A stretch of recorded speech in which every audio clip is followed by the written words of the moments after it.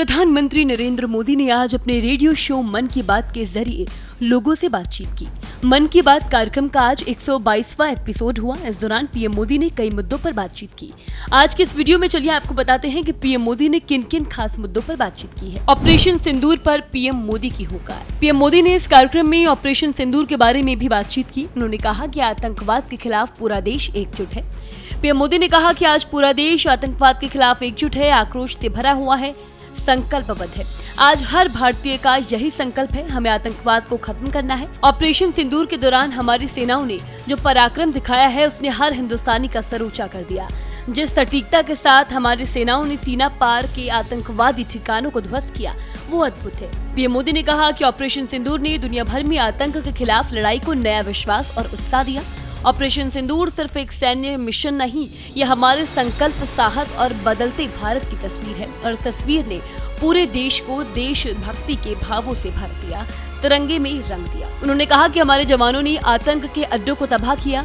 ये उनका अदम्य साहस था और उसमें शामिल भारत में बने हथियारों, उपकरणों और टेक्नोलॉजी की ताकत। उसमें आत्मनिर्भर भारत का संकल्प भी था। हमारे इंजीनियर, हमारे टेक्नीशियन, हर किसी का पसीना इस विजय में शामिल है। पीएम ने कहा ऑपरेशन सिंदूर ने देश के लोगों को इतना प्रभावित किया है कि कई परिवारों ने उसे अपने जीवन का हिस्सा बना लिया। बिहार के कटिहार, यूपी के कुशीनगर और अन्य शहरों में उस दौरान पैदा हुए बच्चों का नाम भी सिंदूर रखा गया। गढ़चिरौली के बदल रहे हालात। पीएम ने कहा कि बस से कहीं आना जाना कितना सामान्य बात है, लेकिन मैं आपको एक ऐसा गांव के बारे में बताना चाहता हूं जहां पहली बार एक बस पहुंची। इस दिन का वहां के लोग वर्षों से इंतजार कर रहे थे और जब गांव में पहली बार बस पहुंची तो लोगों ने ढोल नगाड़े बजाकर उसका स्वागत किया। ये जगह है महाराष्ट्र के गढ़चिरौली जिले में और इस गांव का नाम काटेछरी है। ये गांव माओवादियों हिंसा में प्रभावित था। यहाँ बस चलने से पूरे क्षेत्र में परिवर्तन महसूस किया जा रहा है। छत्तीसगढ़ में हुए बस्तर ओलंपिक्स को लेकर पीएम मोदी की हुंकार। पीएम मोदी ने कहा कि मन की बात में हम छत्तीसगढ़ में हुए बस्तर ओलंपिक्स और माओवादी प्रभावित क्षेत्रों में साइंस लैब पर चर्चा कर चुके हैं। यहाँ के बच्चों में साइंस का पैशन है, वो स्पोर्ट्स में भी कमाल कर रहे हैं। ऐसे प्रयासों से पता चलता है कि इन इलाकों में रहने वाले लोग कितने साहसी होते हैं। पीएम मोदी ने कहा कि मुझे जानकर भी बहुत खुशी हुई है कि 10वीं और 12वीं की परीक्षाओं में दंतेवाड़ा जिले के नतीजे बहुत शानदार रहे। करीब 95% रिजल्ट के साथ ही जिला 10वीं के नतीजों में टॉप पर रहा।